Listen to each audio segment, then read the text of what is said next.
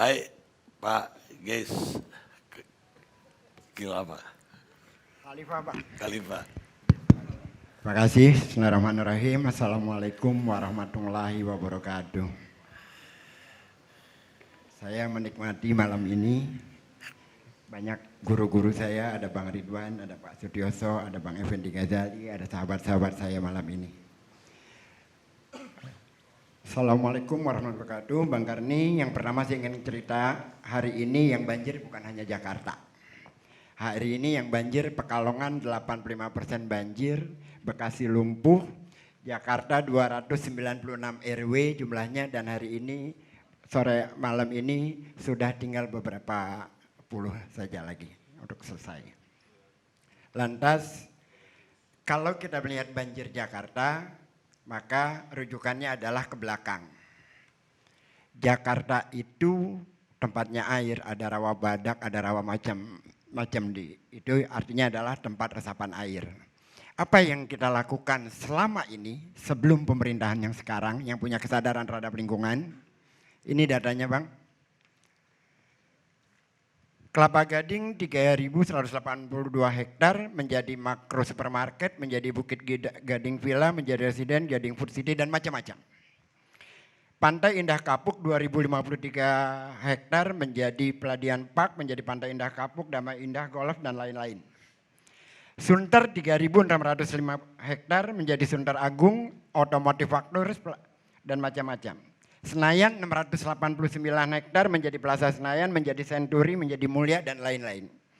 Tomang 172 hektar menjadi Senayan City, menjadi Taman Anggrek, menjadi Mediterranean Garden, dan lain-lain. Apa artinya itu semua? Artinya sekian puluh tahun kita merusak kota ini kok. Tiba-tiba kita ingin rapi selama 2 tahun. Nalar apa yang kita pakai? Sekian puluh tahun kita rusak ini kota. Sudah tahu tempat ini wadahnya air. Tempat-tempat resapan air kita bangun properti, kita bangun mall, dan tidak punya alternatif pengganti. Terus minta 2 tahun semua masalah banjir selesai. Logikanya logika apa? Kita tidak pernah punya kesadaran terhadap lingkungan selama ini. Dan bisnis saya properti, jadi saya ngerti bagaimana pola-pola merubah planning di tata kota itu, saya ngerti caranya. Kalau GSB-nya 5 meter, kita minta supaya jadi cuma sekian meter, itu bisa. Kalau planningnya RTH, kita minta supaya itu menjadi bisa properti, itu juga bisa. Ada denda-dendanya, itu dulu, bukan sekarang. Itu yang selama ini terjadi. Gitu. Lantas, saya ingin cerita sedikit tentang banjir di masa lalu dan di masa sekarang. Saya mohon maaf Pak Kodari, saya mengkritik survei Anda. Melihat kinerja orang kok pakai survei. Melihat kinerja itu pakai data, bukan dengan survei. Datanya apa? BPBD Pemprov DKI punya data, datanya jelas. Banjir di saya ambil yang tahun 2015 saja. 2015 itu 702 RW tergenang. Di tahun 2020 yang tergenang 390 RW. Tanggal 1 Januari kemarin. Dan hari ini 296, kita sudah sama-sama tahu. Apakah di 2016 tidak banjir berkali-kali? Banjir berkali-kali. Jadi jangan ngarang saudara Guntur Romli bahwa banjir berkali-kali hanya di masa sekarang, enggak. Banjir dari setiap tahun adalah berkali-kali. Karena drainase kita tidak bagus, karena resapan-resapan air kita sudah diambil oleh properti dan lain-lain. Jadi sudah terlalu banyak rusak, jadi setiap hujan besar agak mudah banjir, dan itu tidak harus di satu tempat, bisa berganti-ganti di mana-mana tempat yang kebetulan resapannya di situ airnya sedang besar dan masuknya agak lambat gitu kan. Itu hal yang lain. Lantas saya ingin bercerita selain banjir, saya ingin gaya Bang Effendi Ghazali lah, bisa bercerita macam-macam. Bu, saya ingin tanya, 1 kilometer 400 juta Ibu katakan ya? Untuk pembenahan trotoar dengan kedalaman 3 meter tadi di Bandung. 1 kilometer 400 juta. Nanti ajarkan saya cara ngitungnya Bu ya. Saya pengen belajar Bu. Iya, saya pengen belajar itu. Tolong orang yang ngerti bangunan, berapa cara menghitung trotoar 1 kilometer 400 juta. Tolong nanti Setelah LC-nya habis, insya Allah nanti akan ada yang ngasih kehitungan yang jelas dan benar gitu loh. Karena itu di luar logika. Tukang sudah berapa, semen berapa, segala macam sekarang naik terus bisa 400 juta. Luar biasa itu. Mungkin kalau 2008 masih mungkin. Kalau sekarang kenaikannya sudah sekian kali lipat gitu kan. Jadi kalau ngasih data tolong yang jelas dan punya hitungan yang rigid agar kita tidak merasa menjadi sesuatu hal yang aneh. Yang kedua, kembali kepada Ibu soal DPRD. Anies ini selain banyak prestasi yang lain, saya kira sudah banyak lah, lebih dari 40 prestasi yang dimiliki. Satu prestasi dia yang luar biasa, menjadikan DPRD itu mitra, menjadikan DPRD itu sekarang bermartabat.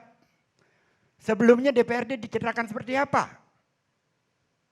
Bagaimana pertarungan antara Pemprov dengan DPRD? Bagaimana kita melihat DPRD? Apa citra DPRD selama ini? Rusak. Tapi oleh Anies dimartabatkan, dijadikan partner, tidak dikatakan nenek lu, tidak dikatakan maling, tidak. Setiap kritik dia terima, mari kita dialog. Itu bernegara, Bu. Dan Anies tidak pernah mengatakan kalaupun Tuhan menghadirkan hujan berhari-hari, Jakarta nggak akan banjir. Itu junjungannya Guntur Romli yang mengatakan itu dan besoknya Jakarta banjir. Kan gitu. Kesombongan-kesombongan yang seperti itu. Kalimatnya ada dan tercatat. Sekarang saya ingin membahas tentang Guntur Romli. Ini menarik ini. Saya ingin bertanya, ada nggak sih di Jakarta itu Partai Jakarta Raya? Kalau di Aceh ada. Kalau partai lokal Jakarta setahu saya nggak ada. Ada nggak? Nggak ada ya, Bang, nggak ada ya. PSI itu setiap hari kerjanya membuli Anies.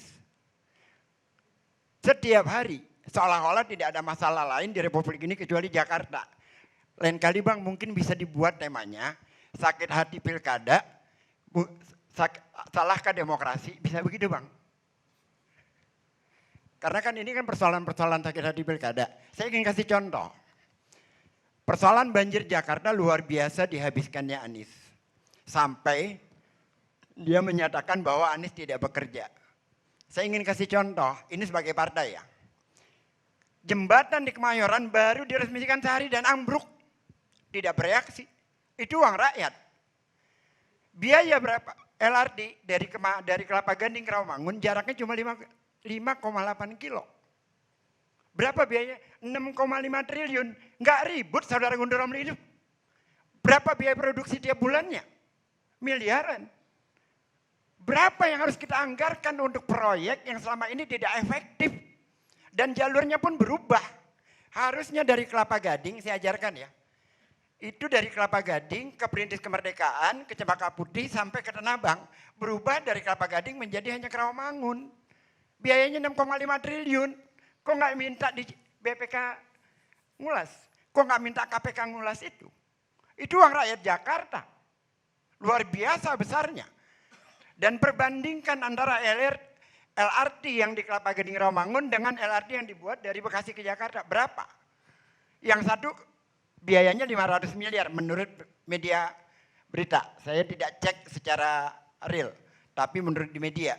Hampir 50% beda anggarannya per 1 kilometer. Itu anak-anak PSI nggak ribut tuh. Jadi yang mereka inginkan itu adalah sebenarnya apa? Menjadikan negara ini lebih baik, menjadikan kota ini lebih baik, atau ingin menghambat warga Jakarta untuk bahagia. Karena prestasi Anies luar biasa. Apa yang tidak luar biasa? Stabilitas bahan pokok, hari ini gula di Irian itu 17.000, di Jakarta tetap stabil 14.170 rupiah.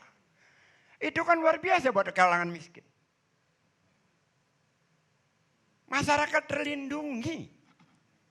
Itu satu. Yang kedua, secara internasional kita diakui sebagai kota yang Grand City apa saya lupa itu, tapi kemarin belum lama kita dapat penghargaan dari Amerika. Yang dikatakan selalu Anies tidak bekerja, Anies bodoh, Anies gubernur ini. Saya ingin bertanya lagi, kalau Anies tidak bekerja, kalau Anies gubernur gagal, ngapain Sekjen PSI bikin kampanye jegal Anies.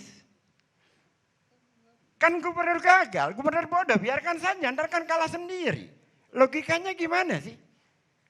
Takut betul. Ini gubernur tidak bisa kerja, gagal. Lalu dikampanyekan, mari kita sama-sama jegal Anies untuk jadi presiden. Logika apa yang digunakan?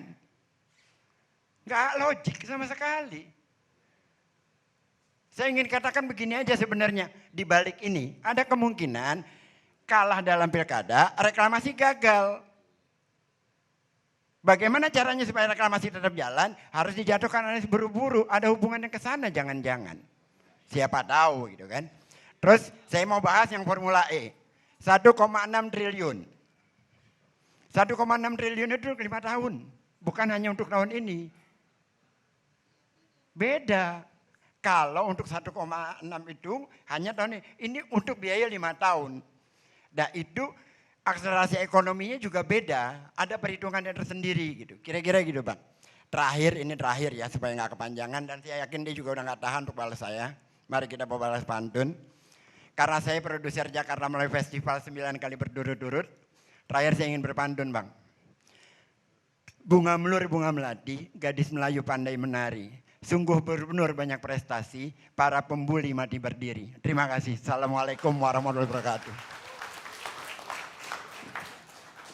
Pak Gais itu hari-hari apa profesi? Saya pertama bisnis properti Bang yang sekarang lagi stuck. Yang kedua saya aktif di Medical Emergency Red. Mercy. Jadi yang lagi bangun rumah sakit Indonesia di Gaza. Saya juga aktif di Radio Silaturahim AM 720. Terus ya banyak macam lah. Terus sama saya akan jelaskan sebelum Anda jelaskan. Jadi saya nggak perlu dijelaskan oleh Anda. Saya Komisaris Ancol dan saya adalah inisiator dari Masjid Apung yang sedang dibangun sekarang untuk Jakarta. Saya baru tanya karena pertama kali muncul langsung menggebu-gebu. Kita rehat sejenak pemirsa.